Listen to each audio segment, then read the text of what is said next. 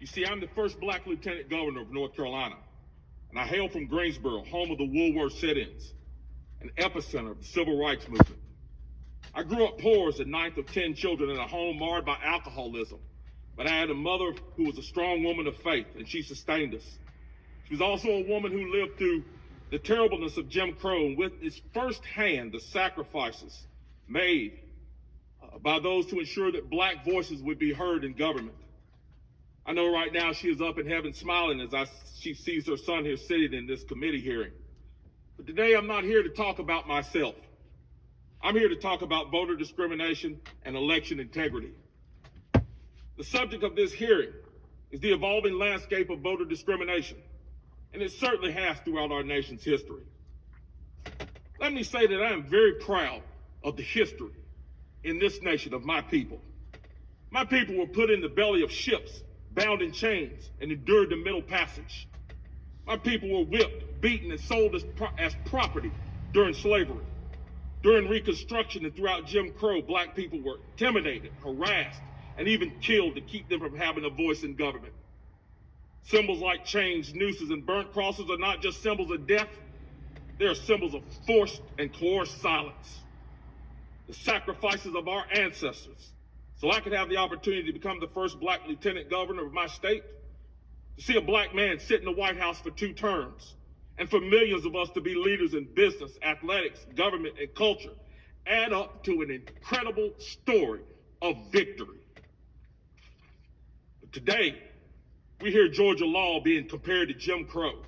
The black voices are being silenced, and the black voices are being kept out. How? By bullets? By bombs? By nooses? No, by requiring a free ID to secure the vote. Let me say that again, by requiring a free ID to secure the vote. How absolutely preposterous. Am I to believe that black Americans who have overcome the atrocities of slavery, who were victorious in the civil rights movement, and now sit in the highest levels of this government cannot figure out how to get a free ID to secure their votes? That they need to be coddled by politicians because they don't think we can figure out how to make our voices heard? Are you kidding me? The notion that black people must be protected from a free ID to secure their votes is not just insane, it is insulting. Just a few days ago, and let me tell you something about this. This doesn't have anything to do with justice. This has everything to do with power. Just a few days ago, the vice president went to the very place that I mentioned, the Woolworth counter in Greensboro. But you know who wasn't there? You know who wasn't invited? My good friend Clarence Henderson, who is a civil rights icon. He sat at that counter and endured the suffering and pain to make sure that black voices were heard. And why was he left out? Because he's of a different political persuasion. You might ask why this is so, and I'll tell you plainly. The goal of some individuals in government is not to hear the voices of black Americans at all.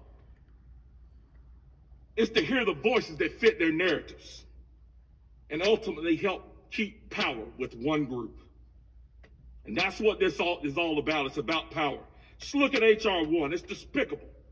The entire thing is designed to keep one party in power and ensure they stay there indefinitely. And how do they plan to do that? By taking away the rights of states given by the Constitution to govern their own elections, to mandate a wish list, a partisan wish list that comes down from that federal government. Some of these items include using government dollars to fund campaigns in order to give an advantage to one party, mandating that felons are allowed to vote, including illegal immigrants on voter rolls, and of course, trying to ban states from having voter ID. The last thing I'll say is this. Many people know that I'm a strong proponent of the Second Amendment, and I always will be. I believe that the right to keep and bear arms should always be available to law-abiding citizens.